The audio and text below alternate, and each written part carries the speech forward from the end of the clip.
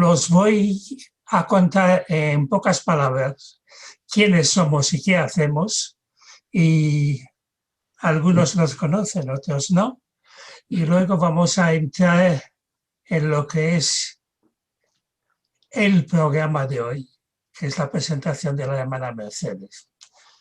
El Centro Ibérico de Estudios Masónicos es una institución interverencial que creamos hace 16 años. Se trataba de tener un centro de estudios masónicos dirigido y animado por masones, cosa que sucedió. Algunos nos conocen mejor que otros, en fin, saben cómo funciona la cosa. Empezamos publicando un pequeño boletín trimestral, luego empezamos a sacar revistas monográficas, y ya andamos por el número 12 de la revista monográfica. Son revistas anuales, es decir, que si llevamos 16 años funcionando, con la revista empezamos a partir del año 4, me parece a mí. Y seguimos, tenemos otro proyecto en marcha ahora también. Tenemos las conferencias mensuales que tuvieron que emigrar a Internet por razones obvias, y participamos en un grupo de 40-45 centros de estudios masónicos de Europa y Estados Unidos. En el último año hemos decidido, no quería decir nos dio por, pero hemos decidido publicar libros. El primer libro que publicamos, lo publicamos hace 3 meses exactamente. Se titula La extrema derecha y el esoterismo, o el esoterismo y la extrema derecha. Hemos tenido un pequeño problema con ese libro, porque nuestros queridos amigos de Facebook, en cuanto vieron un símbolo nazi en la portada, al lado de la escuadra y el compás, decidieron que éramos lo que no somos, y nos prohibieron durante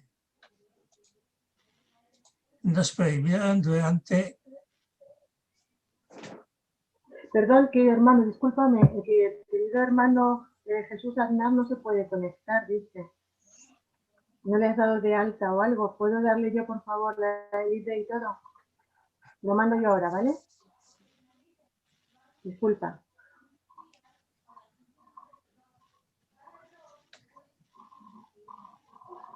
Vale, disculpa, hermano. ¿Estamos? Bueno, pues estaba diciendo, teníamos ese libro, eso nos valió un mes de prohibición en Facebook. Al cabo de un mes descubrieron que lo que teníamos ahí era un libro contra la extrema derecha. En fin, cosa que pasa en una civilización donde se lee poco y se piensa menos. En fin, ahí estamos, el libro está en Internet. Hemos tenido bastante suerte con él, es decir, que hemos tenido bastante pedidos para este libro. Me gustaría que no fuera el único, y la verdad es que estamos pensando en otros 2 títulos para publicar de aquí al año que viene. Y hablando de libros, pues ese libro, que es un libro que habla mucho de masonería y habla de los problemas que hemos tenido desde siempre con la gente, con la extremista de derecha, pues me ha hecho pensar, cuando estuve hablando hace unos días con la hermana Mercedes, estuvimos hablando diciendo, bueno, hay muchos libros sobre lo que nos está pasando, y surgió la idea, ¿por qué no se hace la presentación de algún libro que esté relacionado con ese universo concentracionario que nos están reservando nuestros queridos fabricantes de vacunas? Y no digo más porque la gente se puede enfadar, no es el caso.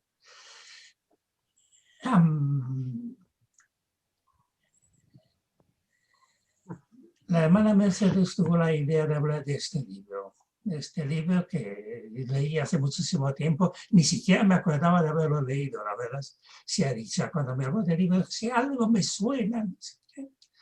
Luego fui a la biblioteca, me encontré el libro y dije, sí, efectivamente, ese libro fue para mí una especie de revelación, porque me recordó vivencias, me recordó la época en la que estaba trabajando en activo de corresponsal de guerra, y una noche en Teherán, con ley marcial y toque de queda, igual que ahora, me encontraba con otros conocidos y amigos en casa de un catedrático, poeta y, bueno, un personaje muy extraño, un personaje que me impactó mucho y un personaje en cuya casa pasó algo curioso.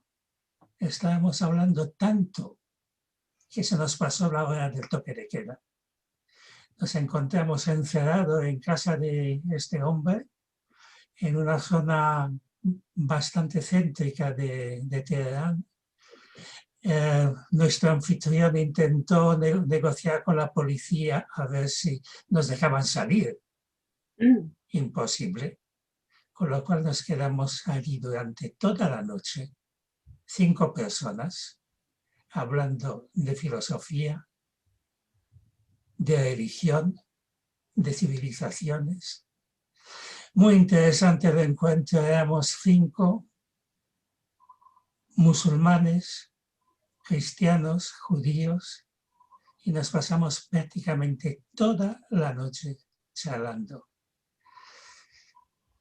Cada vez que me preguntan cuál ha sido uno de los momentos más impactantes de mis peripecias por el mundo, hablo de esta experiencia, de este caso de, no sé, una especie de encuentro intercultural que a mí por lo menos me ha causado una gran impresión. Ambiente cerrado, ambiente concertacionario, algo que tiene algo que ver con el tema de hoy. Y cuando la hermana Mercedes me dijo, ¿por qué no hacer una presentación de ese libro? Dije, encantado, lo quiero. Y no te voy a robar más tiempo, Mercedes, he hablado demasiado y he tenido demasiados problemas técnicos. Lo siento. Así que te paso la palabra.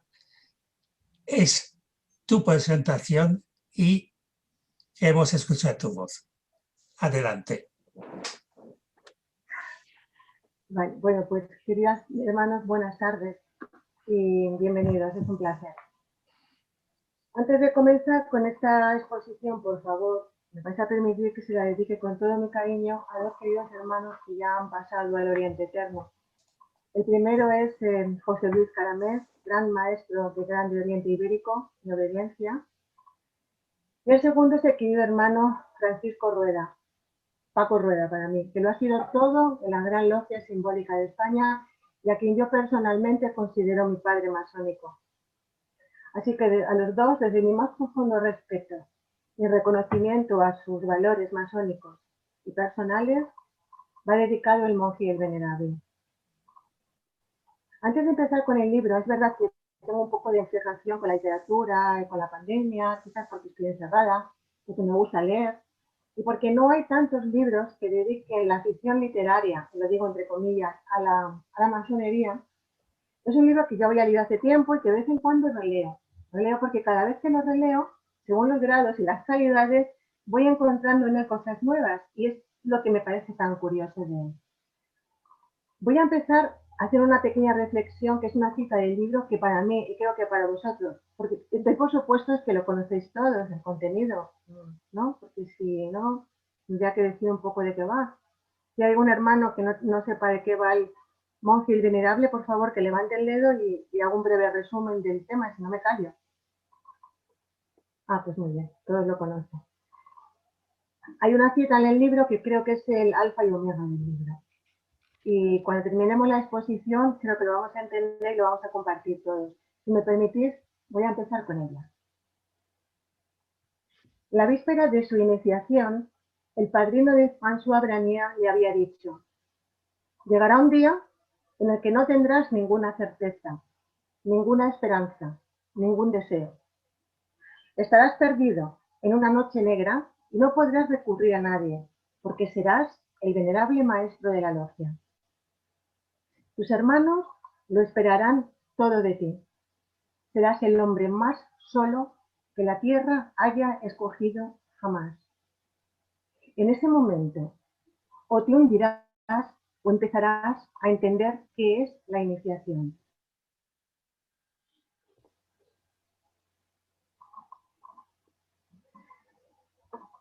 Bueno, este es el resumen del libro.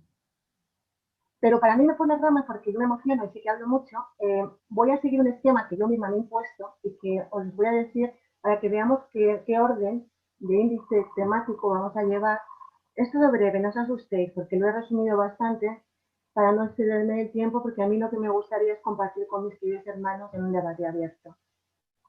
Pero considero muy importante que hagamos una pequeña introducción histórica, político-histórica, para encuadrar el libro y el momento, que hablemos ligeramente de la Segunda Guerra Mundial y el nazismo en ese momento, que hablemos del antimasonismo y el anticatolicismo de Hitler, nazis. Después pasaremos rápidamente a hacer la estructura, el análisis, la estructura y el estilo literario del libro, hablando de los personajes, de los temas y contenidos, de la situación de la masonería, pero específicamente la crítica a la masonería que hay en este libro implícita. Hablaremos del secreto masónico, la intencionalidad del autor y luego una conclusión para que abramos un debate sobre el universo iniciático en tiempos de crisis.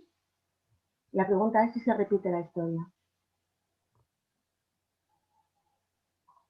Bueno, ¿de qué va esta novela? Es algo que ya nos lo dice el propio autor en el prefacio. Él lo primero que hace es dejarnos muy clarito siempre que lo que va a contarnos son hechos reales. Hechos reales que le han contado a él los mismos protagonistas. Y que él ahora los puede revelar porque la promesa de mantener el silencio ya ha cumplido, puesto que han fallecido. O sea, esta historia que se nos va a relatar se hace porque ya se puede, porque antes había un impedimento de orden ético. Esto no es muy normal en literatura. La historia que nos va a narrar Christian Jacques, según Wikipedia, abro comillas, egiptólogo y escritor de ciencia ficción, cierro la comilla, a mí me interesa más por lo que sugiere que por lo que realmente dice, abiertamente. Es un libro iniciático. Da una especie de pinceladas, se dan a lo largo de todo el libro, es un poco a la manera de un cuadro impresionista, lo vamos a ver rápido. Y nos va a permitir situar esta novela que está publicada por primera vez en 1985, aunque realmente es a partir de 2004 y mi edición es de 2006. Entonces vamos a poder encuadrarlas en un contexto histórico-social muy concreto que está dotado de una gran carga de significado político, pero también simbólico, tanto como los tiempos que vivimos. La Alemania nazi y la resistencia francesa de 1944 son el envoltorio de este relato iniciático a la búsqueda de unos y a la preservación de otros misterios masónicos.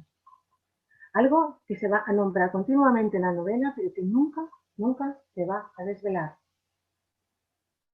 Cuando Francia cae, en junio de 1940, eso lo saben mejor los hermanos franceses que yo, el gobierno de Vichy se encarga de que los dos cuerpos masónicos de Francia, el Gran Oriente y la Gran Logia, fueran disueltas, sus bienes embargados y vendidos en subasta, y los hermanos perseguidos, arrestados, deportados a campos de concentración o directamente asesinados. En Francia, el Servicio Alemán de Contraespionaje, el SD, la SD y la Gestapo, fueron los dos encargados de sitiar los lugares donde se reunían los masones para apoderarse de sus archivos y sus rituales. Y esto se dice en el libro. En este contexto, más concretamente ya a finales de la guerra, bajo un régimen totalitario de terror y persecución de minorías varias, entre ellas también los masones, pero también cualquiera que fuera místico, esotérico, un adivino. Cualquier tipo de heterodoxo eran perseguidos. Ya diremos por qué.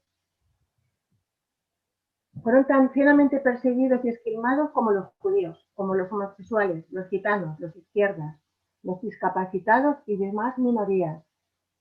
Aunque esto sea un tema que se conozca un poco menos. También fueron presa del nazismo. El mundo nazi, pero por otro lado hay que tener en cuenta que el mundo nazi era también profundamente esotérico. De tal manera que los movimientos de Hitler estaban siempre acompasados a los consejos de sus astrólogos, eso lo sabéis. Él no movía fichas sin consultarlo antes. Y tenía una corte impresionante de esotéricos. Que además es algo que los propios aliados sabían y utilizaban, contrarrestando y contraatacando con sus propios pseudo, astrólogos y astrónomos. Es una cosa muy, muy interesante, que también se mueve por el libro. Así que el nazismo tenía sus propias filas muy bien nutridas por sociedades esotéricas, aunque al final solo quedó una, llamada Ahnenerbe, que ya hablaremos de ella, la Sociedad Negra, la Orden Negra, porque las demás se encargó ellos mismos de disolverlas y absorber entre sus filas a la sociedad Friel, a la sociedad Thule, etc. Pero bueno, eso es una parte que también se ve reflejada en el libro. El problema que hay también aquí es la cuestión masónica en el Tercer Reich. Es verdad que en Alemania ya se había eliminado la masonería, pero eso se había hecho incluso antes de que Hitler llegara al poder. Eso ya lo había denunciado él en su famoso libro de Mi lucha, que la masonería era el enemigo de Alemania. Por esa razón, decide erradicar del país a toda sociedad secreta, a cualquier culto y a cualquier logia masónica. Se la declaró enemigo del Estado en 1937 y con el ascenso de Hitler al poder, las 10 grandes logias de Alemania, el corpus masónico alemán, se disolvió. Así que muchos de sus signatarios y sus miembros fueron enviados también a campos de concentración. Y la Gestapo, que es la policía secreta, se apoderó de las listas de los miembros de todas las grandes logias, saqueó sus bibliotecas y colecciones de objetos masónicos. Por cierto, esta gran parte de este botín se exhibiría más tarde en la exposición antimasónica, que lo conocemos, que se inauguró en 1937, la inauguró Joseph Goebbels en Múnich. En esta exposición había hasta templos enteros, amueblados. Y yo creo que eso también nos recuerda a nosotros la exposición que hay en Salamanca, en el Archivo Histórico de Salamanca, que también recoge un templo masónico a la manera de Franco, porque además a mí me produce bastante rechazo lo que está representado ahí, por unos capuchones que en el mejor de los casos parecemos salidos de un paso de Semana Santa y en el peor, primos hermanos de los Ku Klux Klan. Pero están ahí. Y lo que contábamos de la exposición antimasónica forma parte de uno de los artículos que están publicados en papeles de masonería de CIEM, que se hablaba sobre la masonería en los Balcanes, si no recuerdo mal, ¿no, hermano? Sí, y la exposición antimasónica. Bueno, pues los nazis confían en un solo cuerpo especial, esotérico, que le llaman la Ahnenerbe, que traducido literalmente significa la herencia ancestral o la herencia de los antepasados. Y esta dependía directamente de Himmler. Himmler era justo el eterno enemigo del otro capo de la Gestapo, de Goebbels. Y este Himmler tiene la misión de ocuparse, entre comillas, de las sociedades secretas y de todos sus adeptos, porque los consideraban poseedores de ciertos secretos. Bueno, entonces ellos también eran los encargados de arrestar a los videntes, a los astrólogos, a los magos, pero también a sacerdotes o religiosos sospechosos de atesorar conocimientos esotéricos. Pero lo hacían con una cosa con un objetivo muy operativo. No era por tenerlos simplemente los conocimientos, sino era para comprobar si eran eficaces y ponerlas al servicio operativo del Tercer Reich. Y de hecho la Ahnenerbe creía que los poderes psíquicos se podían convertir en potentes armas, y eso también da para otra charla, con la que asentar la supremacía suya, nazi. De ahí los viajes al Tíbet, incluso a Montserrat, buscando la lanza de Longinos, y de ahí todo lo que sucede en el monje y el venerable. Bueno, todas estas personas que se consideraban esotéricas sí que fueron deportadas y llevadas a campos donde había secciones especializadas, donde les daban un tratamiento muy específico para arrancarles sus secretos y sus dones. O sea, que es muy probable, si no seguro, que lo que narra en la novela sí que sucediera. Como también se sabe que hubo un castillo, un burgo, prisión en Austria, que es también de lo que se habla en el libro. Y yo tengo la impresión de que es el castillo de Ita, por lo que he leído y he podido ver, pero no lo puedo decir al 100%. Es muy posible que sea él. De todas maneras, para curarse en salud, el nazismo, como dije, fundó su propia sociedad secreta, la Orden Negra, que estaba adscrita a las SS. Y esa será la única organización esotérica tolerada en los territorios del Reich. O sea, todo lo demás estaban prohibidos. Todas las sociedades se tenían que anexionar a esta anexionada. De modo que, como no podía ser de otra manera, Himmler ordenó la destrucción de la masonería, porque era otra cosa que tampoco tenía cabida. Pero antes la expolió. Se llevaron las cosas. Es importante también recordar que Hitler no era favorable a la masonería, pero tampoco trabajó para ella. Sabemos ya de su reacción, según se cuenta ya, que quiso ser masón y no lo dejaron. Pero de hecho, Hitler y el nacionalsocialismo hicieron todo lo contrario. Promulgaron una ley antimasónica por la que la masonería quedaba radicalmente prohibida en todas las naciones aliadas bajo control nazi y, por supuesto, en la propia Alemania. Por un lado tenemos a un Hitler antimasónico, pero también tenemos a un Hitler anticatólico. Incido en ello porque nuestros protagonistas son un monje católico y un venerable maestro. Por lo tanto, ¿qué problema tenía Hitler con el catolicismo? Posiblemente mucho, pero yo creo que venía de una profunda raíz, de la profunda raíz judía que contienen las enseñanzas bíblicas, las enseñanzas del protestantismo y del catolicismo, y él lo rechazaba. Él no podía creer en el pecado original, ni en el pecado de culpa, y mucho menos que el pueblo judío fuera el pueblo elegido por Dios. Además, a esto se le unen sus propias vivencias personales. Es decir, que una madre que era estrictamente católica. Por otro lado, su padre era anticlerical. Dicotomía muy importante que además en toda su vida se mantuvo. Y aparte de sus vivencias, tenía las experiencias de su propio control político, que no admitían adversarios, ni adeptos, ni ideas, ni concepciones que fueran contrarias a la doctrina nazi. En la doctrina nazi había ya tenían su propio Dios, su propia ideología racial. Para Hitler, la cuestión de la religión es una forma de interpretar el mundo. Estaba contemplado desde las ideas que relacionan un código genético con un comportamiento espiritual de las razas. O sea, había una adecuación racial o grado de acomodación a la idiosincrasia de la raza que debía asumirla para preservar la identidad y la cultura nacional. Por lo tanto, bajo el régimen nazi, el programa de una religión conforme a la raza tuvo como una de sus metas despojar al cristianismo católico o protestante de cualquier rasgo judaico y se llevó por delante a cualquiera que se opusiera al Reich. Y aquí, hijos, nada que ver con el papel y reconocimiento que le otorgaría Franco al catolicismo en España, ¿verdad?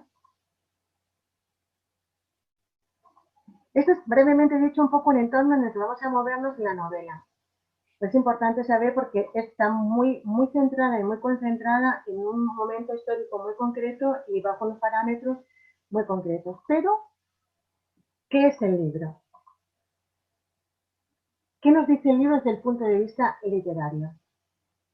Primero tengo que deciros que desde mi punto personal de vista, el libro no es para nada, evidentemente, una obra maestra literaria, pero es que tampoco lo pretende. Es un libro que es muy simple en su estructura, que se compone de un prólogo breve, luego en el cual el autor establece un poco el status quo narrativo, tiene unos 27 capítulos en edición, más un breve diccionario masónico al final, que eso está para los lectores profanos, y una imagen muy interesante de un cuadro de logia de ritos jueces antiguos de Estado. Ya está, esa es la estructura del libro. Pero, ¿cuál es la amalgama sobre la que este libro se empieza a enhebrar? ¿Cuáles son los puntos que empiezan a hacer de él un libro que va un poquito más allá de una historia novelada sobre un tema más único? Es muy importante que recordemos que se trata de un relato que los protagonistas mismos han contado al narrador.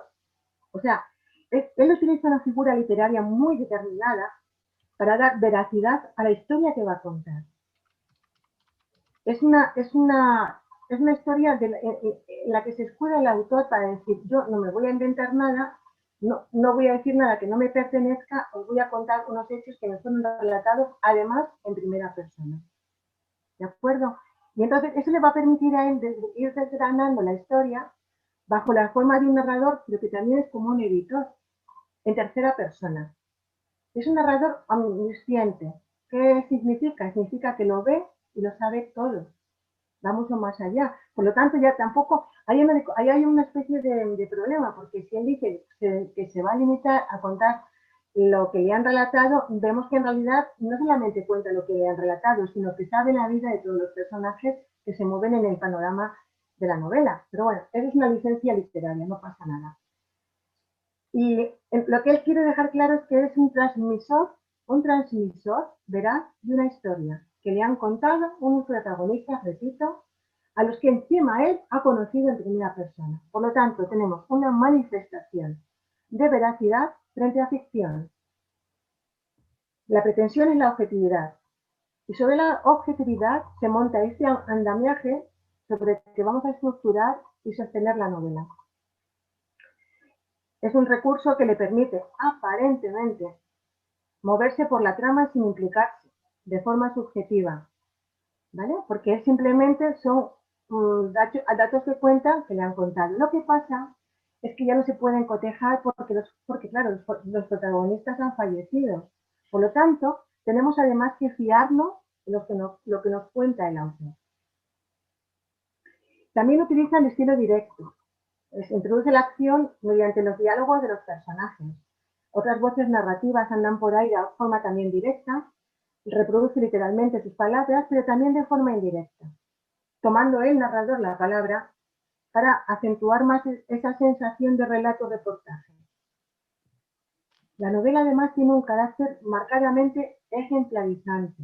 Sabemos que está escrita por un masón o un ex masón, yo no lo tengo muy claro, Christian Jacques, utilizando un lenguaje directo y sencillo en el que predominan las frases cortas y explícitas, sin dar lugar a dobles sentidos cuando le interesa, cuando quiere establecer hechos o declarar intenciones, pero se vuelve conscientemente farragoso cuando se trata de evitar traicionar el secreto masónico, que, por cierto, es el hilo argumental de toda la novela, el secreto masónico.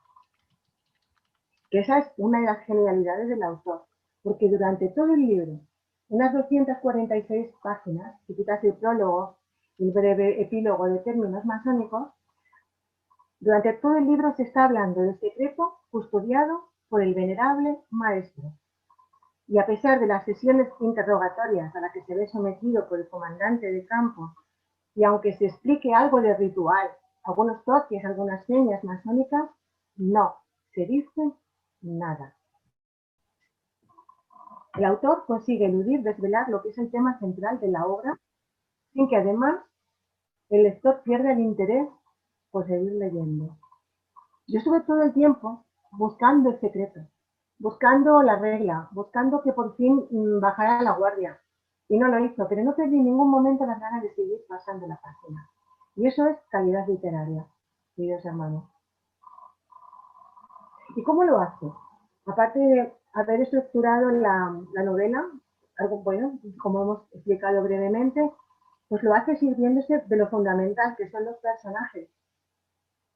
Y lo tenemos en dos bloques, muy típicos en la novela. Los personajes principales y los personajes secundarios. Los personajes principales son dos. El monje benedictino, que se presenta a sí mismo como el padre Benoit.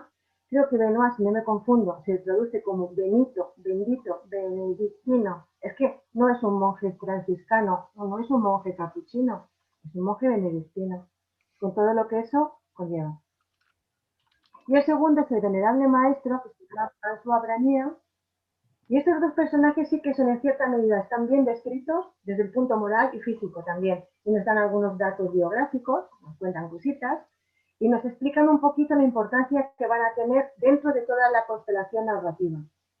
Porque son los dos pilares de la novela, son la fuerza y la belleza. Es muy, muy importante. Representan además los dos bloques ideológicos muy marcados y los más odiados por Hitler, como he dicho antes, el catolicismo y la masonería. Y estos dos personajes parten de una aparente disparidad ideológica y de creencias. Parece que son enemigos irreconciliables. Es cierto que más por parte del representante de la Iglesia que por parte del venerable maestro, pero ahí están los dos enfrentados. Pero al final resulta que existen entre ambos muchas más cosas en común, más concomitancias de pensamiento que diferencias. Que Dios y el gado se representan tal como muchos masones actuales deístas lo contemplan, como dos principios complementarios, como dos caras de la misma moneda, como dos cosas que no son contrarias, ni se contraponen entre sí. Estos son los dos principales personajes que tiene la novela, así brevemente descritos. Hablaremos un poco luego más de ellos. Pero es que dejadme decir que también hay una serie de personajes secundarios que son planos, porque esos personajes son estereotipos. Los vamos a reconocer muy rápidamente. Son muy previsibles.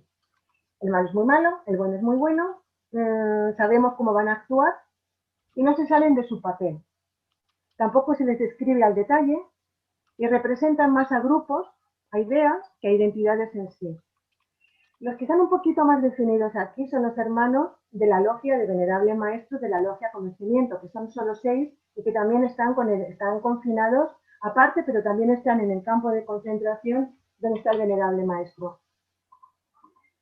Pero yo encuentro ahí hay un personaje que a mí hace mucha ilusión y que además me parece que es, yo le llamaría el personaje bisagra, y es Helmut. Helmut es el ayudante de campo, o sea, un nazi, el entero, que al final se hace reconocer como hermano masón. Y para mí ese personaje es el que, de alguna manera, pues eso, puentea los dos puntos y es un bonito guiño a la masonería alemana en la clandestinidad y es una mirada más favorable hacia los grises, sobre los que se mueve este pavimento mosaico narrativo de blancos y negros en el que está todo muy polarizado, las posiciones ideológicas y vitales de los personajes, muy buenos o muy malos. En el lado de los buenos tenemos a los 6 hermanos que hemos dicho de la logia Conocimiento, que son absolutamente fieles al venerable maestro, hasta dar la vida. Y luego hay una joven local, una joven alemana o austriaca, que ayuda al monje y al venerable a conseguir, tiene alma, tiene pena, a conseguir pues medicinas para los demás que están allí confinados, porque el monje y el venerable se encargan de la enfermería. Y al final se entrevé que la mujer ha sido descubierta y no se sabe qué ha sido de ella hasta el final del libro, en el que sabemos que se ha liberado, que está viva y que es más, que está a punto de ser una profesora universitaria. Bueno, nos quedamos tranquilos. Ahí no le ha pasado nada. Y luego hay una serie de masa de prisioneros especiales, que no sabemos muy bien dónde andan, que todos están encargados en uno. En el adivino checo moribundo, que es del que se encarga el padre Benoit y el venerable maestro, hasta que fallece. Y luego tenemos a los malos. Los malos son malos, peores. Tenemos al comandante de campo, del que solo sabemos que es un hombre culto, no tenemos ni el nombre de pila, que debe cumplir con las órdenes de interrogar a los prisioneros y extraer el secreto de dos cosas fundamentales, del número y de la construcción, que son los dos secretos principios que custodia el venerable maestro. Pero esto lo hace siempre de una manera inquisitiva, nunca es agresivo. Y yo tengo una teoría. No lo hace porque hay una especie de respeto colegial, porque ambos son médicos. Al final lo sabes, cuando mueres te das cuenta de que era médico. Y yo sé por lo que conozco de los alemanes, que sienten mucho respeto hacia los colegas, lo que llaman ellos lo colegial, y cierta educación y cultura. Pero hay otro personaje que es una figura oscura y además es un depredador y un sádico que por supuesto es el jefe de las SS de la prisión, que ese sí que tiene nombre, se llama Klaus. Este tiene todas las características negativas asociadas a los nazis. Y luego está el que hemos dicho, el ayudante de campo, que al final resulta ser un querido hermano masón. Bueno, estos personajes, ¿qué función tienen? Pues una función coral y asertiva. Solo sirven para encuadrar la trama en un contexto que sea creíble y para apuntalar este mundo que está tan polarizado de blancos y negros, de buenos y malos, por el que se mueve esta novela.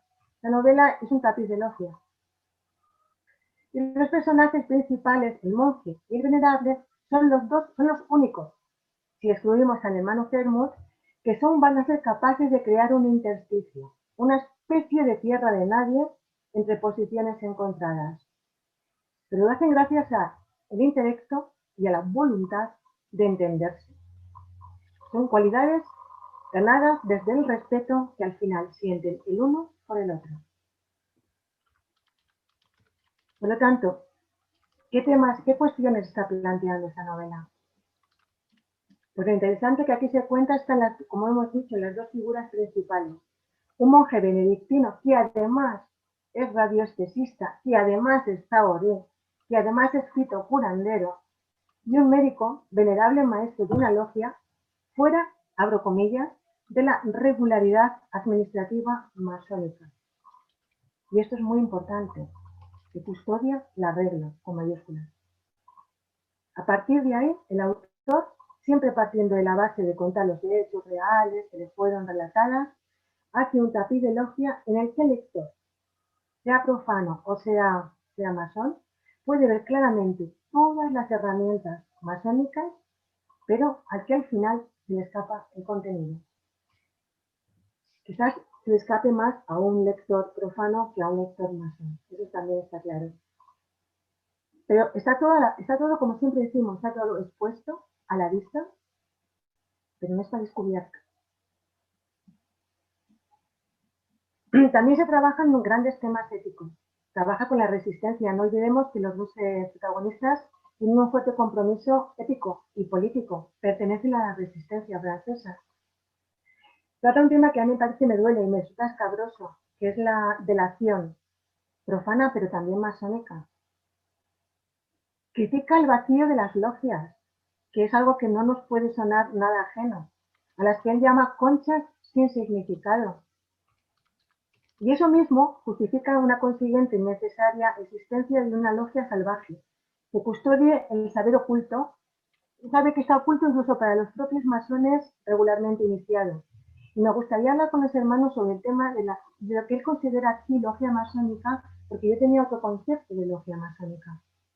Aquí el concepto de logia masónica es como la única, la verdadera, la logia conocimiento, la que salvaguarda los verdaderos secretos masónicos. Pero es que también habla de otras cosas. Habla de la comparación y la aparente contradicción entre la fe cristiana y la fe masónica. Digo aparente, siempre aparente. Habla del hambre. El hambre es un instinto básico. Porque ese es el hambre desde donde los dos empiezan a trabajar juntos, el venerable y el monje. Es lo que les hace trabajar juntos. Algo tan básico como eso. Y el dolor. Y la ideología supremacista, y el oscurantismo, y la visión esotérica nace.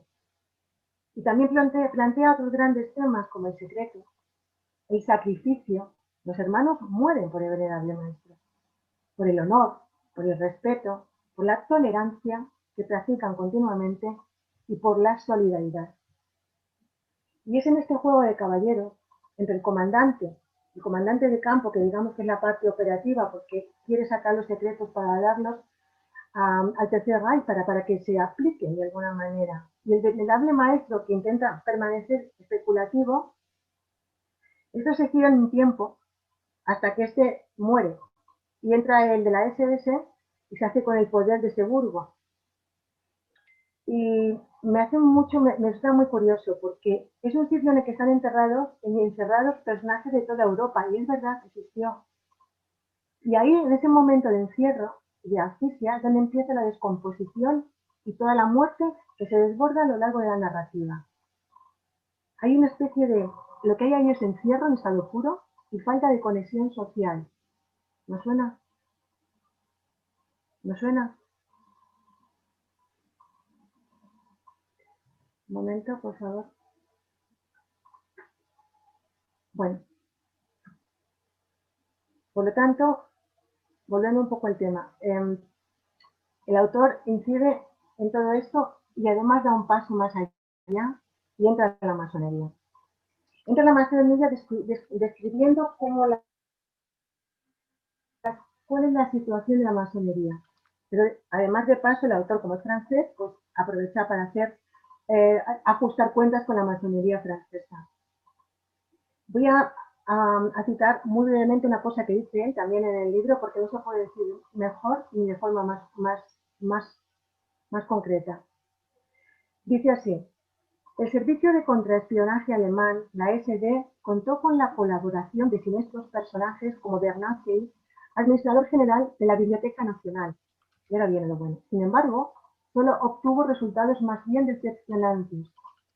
El motivo de este fracaso fue la existencia de un secreto que circulaba en el mismísimo interior de la institución masónica, pero que no tenía nada que ver con esta. Tras la especuladora apariencia de las organizaciones masónicas, sobrevivían las logias denominadas salvajes, herederas de saberes iniciáticos transmitidos de venerable en venerable desde tiempo inmemorial. Una de estas logias era especialmente depositaria de la regla dictada en su origen por los constructores de templos, así como del secreto del número, que según se dice permite crearlo y construirlo todo. En nuestro relato hemos dado a esta logia perteneciente al rito escocés antiguo y aceptado el nombre de conocimiento, ni más ni menos, el nombre de conocimiento, una logia salvaje. Ahí tenemos el secreto masónico. De ahí la importancia del venerable maestro, que es el último depositario y el último poseedor, en la novela por lo menos, del secreto masónico. Y además tiene la misión de mantenerse con vida, porque tiene que transmitirlo a su sucesor, ya que sin él el secreto, la logia y todo se perderían para siempre. Y ese es el motivo por el cual todos los hermanos de la logia de conocimiento, que solo son 6, están dispuestos a dar su vida por lo que representa el venerable y por lo que es venerable. Pero aquí yo me hago una cosa, yo me di cuenta de una cosa. Es curioso que a pesar de todo esto, de todos los sacrificios, el secreto masónico no se salva por eso. El secreto masónico en la novela se salva por la campana, es decir, por las bombas de los aliados. Si esto hubiera seguido, no sabríamos hasta dónde hubiera aguantado el venerable maestro la tortura, a la que el de la SS iba a empezar a someterle cuando ascendió a jefe del Burgo. No lo sabemos, pero es que tampoco importa, porque el mensaje es otro. El mensaje es que si la paciencia, la virtud, la tolerancia, la sabiduría y la unidad, porque los hermanos cuando mueren, cuando les va mal, es cuando actúan en solitario, no cuando están juntos. Si todas esas cosas, la paciencia, la virtud, la tolerancia y la sabiduría, se dosifican y se comparten, se borran las tinieblas. Y así es como el monje, era muy cerrado, termina por reconocer al venerable como un adelantado espiritual, cuyas reglas de vida son, en el fondo, iguales a las suyas.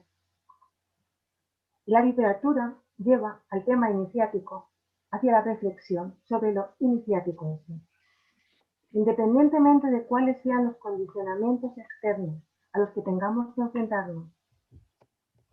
Por eso al final los dos son más fuertes. Por eso al final dice uno que no podían perder porque no había modo de perder, no podían perder. Porque el monje y el venerable están abocados a ser amigos y a sobrevivir. Porque han derribado los muros mentales que les impedían reconocerse como iguales. Y por eso, de esta manera, es como la novela cobra un profundo significado simbólico. Por lo tanto, ¿cuál podría ser la intencionalidad del autor? Yo lo considero un poco aventurado en determinar cuál sería la intención de Christian Jazz, pero para mí conlleva, seguro, e intencionadamente, la moraleja de que las personas libres y de buenas costumbres pueden llevar o no llevar mandil de masón, pero se reconocen entre sí por la calidad de sus actos, a los que por supuesto no tienen por qué renunciar, porque son buenos. Puede ser un sacerdote, puede ser un venerable maestro. No, no es incompatible, no tienes por qué cambiarlo. Porque en un entorno tan hostil como la Europa y Francia, bueno, en este caso es Austria, de 1944, hay dos seres profundamente espirituales que están prisioneros, pero que encuentran la manera de entenderse y de respetarse, incluso de llegar a ser amigos de por vida. Por lo tanto, para mí, lo moderno de esta obra es que si somos honestos y miramos a nuestro alrededor, vamos a darnos cuenta de que casi todos los temas que más o menos aquí he enumerado, se siguen dando en nuestra sociedad. Y tampoco es algo que sea ajeno a la masonería. Las logias siguen enarbolando, a que sí, el estandarte de yo soy la malvada material, algunas veces con actitudes un poquito profanas. Se lo hemos vivido casi todos, por desgracia. La sociedad nos sigue mirando con mucha desconfianza, e incluso con una especie de desasosiego. Eso se nota mucho en Francia, los hermanos lo han sufrido ataques en la sede del Gran Oriente de Francia y seguramente en otros sitios. Los católicos se alejan y aunque no estemos excomulgados, tampoco somos aceptados abiertamente. Se nos siguen atribuyendo misterios y poderes esotéricos y nuestra aura de secretismo nos continúa acompañando y a veces incluso nos perjudica. En esta sociedad del siglo XXI hay muchos conspiranoicos que nos adjudican un sitio de honor en el nuevo orden mundial y están convencidos de nuestra maldad, cuando nuestro propósito es todo lo contrario, es la búsqueda del bienestar humano y la luz. Por lo tanto, yo me pregunto, ¿qué estamos haciendo mal? ¿Qué hemos hecho mal para pasar al lado oscuro de la historia, como pasaron los hermanos de la novela? ¿Por qué estamos tan cuestionados, los masones? ¿Y por qué todos los regímenes totalitarios trataron y tratan siempre de aniquilarnos? ¿Qué es aplicar lo que se juega en el castillo prisión? Es teniendo un aislamiento como prueba final, se juega un macabro cuarto de reflexión donde cada día el venerable tiene que estar escribiendo su testamento. Pues eso mismo, no estamos viviendo nosotros ahora. No estamos igual de aislados.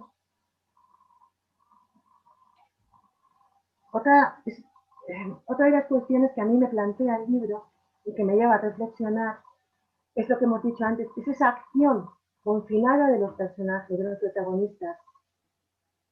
Estamos confinados, pero ¿estamos nosotros haciendo algo de provecho?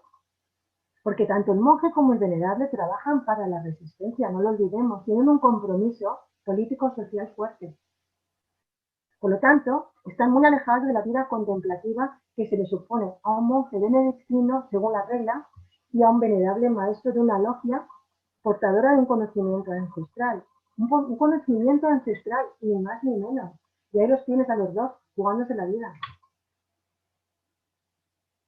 Porque es que ellos no han sido tampoco detenidos por sus actividades revolucionarias, no. Han sido detenidos por sus poderes. Subo más. Por los poderes que los nazis les adjudican y que tienen, y que el Tercer Reich quiere para sí mismo.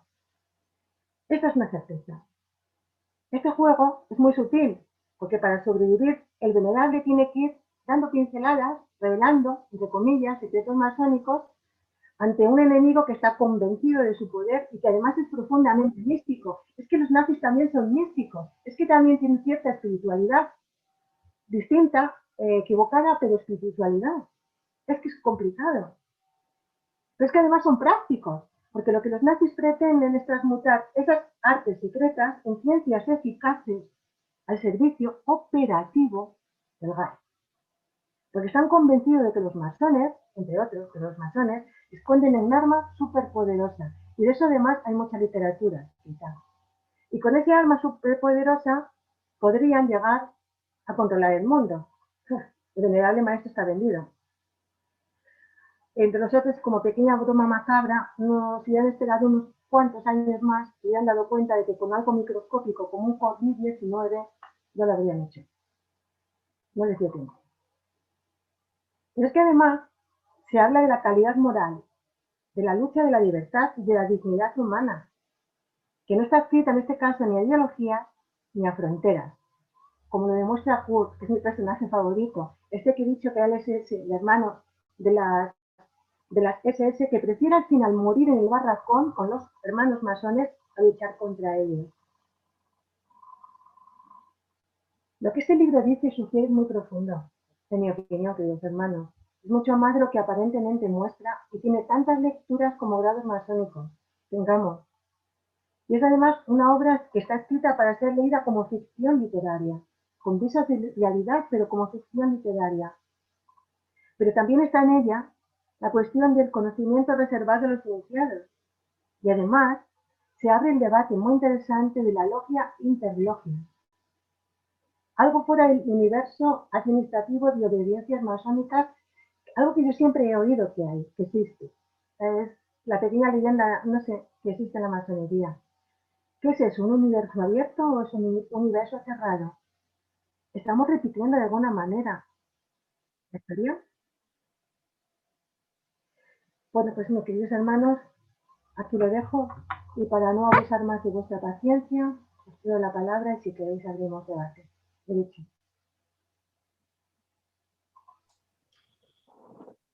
Bueno, pues, ¿qué decir? Muchísimas gracias, querida hermana Mercedes. A mí, lo que nos acabas de decir me ha impactado. Me ha impactado porque a cada frase trataba de encontrar un paralelismo con algunas vivencias.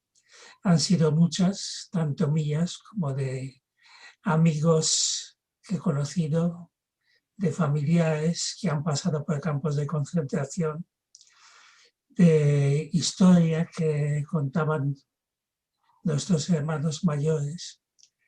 Y la verdad es que si algo me ha impactado a mí en este libro, como lo decía al principio, es que te encuentras con situaciones vividas.